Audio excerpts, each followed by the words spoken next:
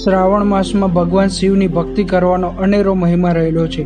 કહેવાય છે કે શ્રાવણ માસમાં કરેલી પૂજા આરાધના ઉત્તમ ફળની પ્રાપ્તિ કરાવે છે, પરંતુ આ વર્ષે શ્રાવણ માસમાં વિશેષ પ્રકારના સંયોગો બની રહ્યા છે। ત્યારે તુલા, વૃશ્ચિક અને ધનુ રાશિના જાતકો માટે શ્રાવણ માસ કેવો રહેશે અને તેમને કેવા પ્રકારના ફળની પ્રાપ્તિ થઈ શકે છે તેના વિશે જાણીએ। નમસ્કાર મિત્રો, હું રવિ જોશી, ઇન્ટરનેશનલ એસ્ટ્રોલોજર અને વાસ્તુ એક્સપર્ટ આપનું હાર્દિક સ્વાગત કરું છું। જય દાદા। મિત્રો, આપણે શ્રાવણ માસ કેવો જશે અને શિવજી ઉપર કેવા પ્રકારની વસ્તુનો અભિષેક કરવાથી આપ આપના ભાગ્યમાં વૃદ્ધિ કરી શકો છો તેના આ સિરીઝમાં આપણે ચર્ચા કરી રહ્યા છીએ। રાશિ ચક્રની 7મી રાશિ આવે છે તુલા રાશિ। મિત્રો, તુલા રાશિ શુક્રની રાશિ છે। શ્રાવણ માસ એમના માટે અદ્ભુત જશે। નવી ઓપોર્ચ્યુનિટી લઈને આવવાની છે, નવી તકો લઈને આવવાની છે। જોબમાં પણ નવી તકો પ્રાપ્ત થઈ શકે અને જે પણ તક પ્રાપ્ત થાય એ શિવજીની કૃપાથી, શિવજીનો પ્રસાદ ગણી અને એનો સ્વીકાર કરવો જોઈએ। પણ એક વસ્તુ નક્કી છે કે જૂની જે પણ વસ્તુ આપ કરતા હોય, એટલે કે જે પણ જૂનો વેપાર કરતા હોય એને છોડવાનો નથી, કોઈ જોબને છોડવાની નથી। નવી તક પ્રાપ્ત થાય છે એની આપણે નવી શરૂઆત કરવાની છે, પણ જૂની જે વસ્તુ છે એને ચાલુ રાખીને કરવાની છે। છતાં પણ કોઈ પણ પ્રકારની સમસ્યા હોય અથવા હજી પણ વધુ ભાગ્યમાં વૃદ્ધિ કરવાનો આપણે લાગતું હોય કે હજી મારા ભાગ્યમાં વધુ વૃદ્ધિ થઈ શકે તેમ છે, હું પરિશ્રમ કરું છું તે પ્રમાણે હજી મને ભાગ્યનો સાથ નથી મળી રહ્યો, તો એ સમયે શિવજીના ઉપર કાચા દૂધનો જે છે અભિષેક કરવાનો છે। ચાંદીના જે છે કટોરીની અંદર શિવજીના ઉપર ચાંદીની કટોરી દ્વારા જે છે એ કાચા દૂધનો અભિષેક કરવાથી અને ત્યારબાદ શુદ્ધ જળનો અભિષેક કરવાથી આપણા જીવનમાં કોઈ પણ પ્રકારની સમસ્યા હશે તો દૂર થશે, ભાગ્યનો સાથ મળશે। મિત્રો, ચાંદીની કટોરી એટલા માટે કહું છું કેમ કે તુલા રાશિ છે, શુક્રની રાશિ છે અને શુક્રનું જે છે એ ચાંદીની વસ્તુ જે છે, ચંદ્ર છે એને પણ ચાંદીની વસ્તુ હોય છે।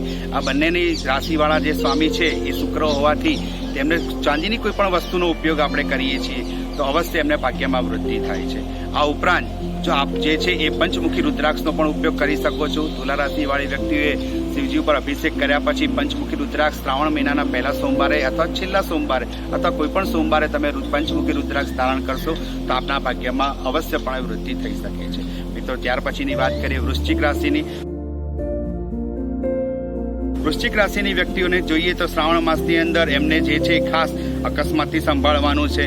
શ્રાવણ માસ આમ તો ફાયદાકારક છે, પણ નાના મોટા અકસ્માત એમને થઈ શકે છે। આવી કોઈ સમસ્યા આપને થાય તો આપે ફક્ત શિવજીના ઉપર જે છે સાદા પાણીનો અભિષેક કરવાનો છે અને માતા પાર્વતીને લાલ ફૂલ ચડાવવાનું છે।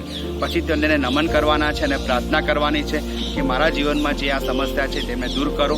શ્રાવણ માસ પૂરો થતા સુધીમાં આપની આ સમસ્યા જે છે અવશ્યપણે દૂર થઈ જશે। મિત્રો, શ્રદ્ધા જરૂરી છે, વિશ્વાસ જરૂરી છે। વિશ્વાસથી તમે જ્યારે પાર્વતીજી અને શંકરજીનું નામ લો છો ત્યારે જીવનમાં કોઈ પણ સમસ્યા હોય તો દૂર થઈ જાય છે। ત્યાર પછીની મિત્રો વાત કરીએ આપણે તો ધનુ રાશિની। ધનુ રાશિની વ્યક્તિઓએ ખાસ હાઈ બ્લડ પ્રેશરથી સંભાળવાનું છે। એમને કોઈ પણ પ્રકારની બ્લડ પ્રેશરની તકલીફ હોય તો નિયમિતપણે દવા લેવાની છે, ડૉક્ટરની સલાહ લેવાની છે। અને જો એમાં કોઈ ગંભીર બીમારી લાગે અથવા પછી કંટ્રોલ ના થતું હોય દવા લેવા છતાં પણ, તો એની અંદર તમે જે છે એ 7મુખી રુદ્રાક્ષ અને 5મુખી રુદ્રાક્ષના 2 દાણા તમારે જે છે લાલ કલરના દોરામાં ગળામાં ધારણ કરવા જોઈએ।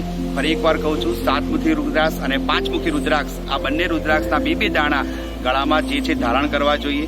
આ ધારણ કરવાથી બ્લડ પ્રેશર ધીરે ધીરે કંટ્રોલમાં આવે છે। પંચમુખી રુદ્રાક્ષ બ્લડ પ્રેશર માટે બહુ જ ઉપયોગી છે અને 7મુખી રુદ્રાક્ષ એમની રાશિ પ્રમાણે ધારણ કરવાથી ફાઇનાન્શિયલી કોઈ પણ સમસ્યા હશે તો એ પણ દૂર થઈ જશે। આ બંનેનું જે કોમ્બિનેશન છે એ આપણા માટે ફાયદાકારક રહેશે। અને બીજી વસ્તુ મિત્રો, ખાસ કે ધનુ રાશિની જે વ્યક્તિઓ છે એમને આ શ્રાવણ માસની અંદર કોઈ પણ પ્રકારનું ટેન્શન લેવાનું નથી। જે પણ થઈ રહ્યું છે ભગવાનની કૃપાથી થઈ રહ્યું છે, ભગવાનનો પ્રસાદ છે, ભગવાનની ઈચ્છા અનુસાર થઈ રહ્યું છે। એ પ્રમાણે માનીને જો આગળ વધશો તો શ્રાવણ માસ આપના માટે સૌથી લાભકારક નીવડશે। હું આશા રાખું છું કે આ ત્રણેય રાશિની વ્યક્તિઓના જીવનમાં ખૂબ પ્રગતિ થાય અને પવિત્ર શ્રાવણ માસમાં કરેલા ઉપાયોથી એમના ભાગ્યમાં વૃદ્ધિ થાય। જય દાદા।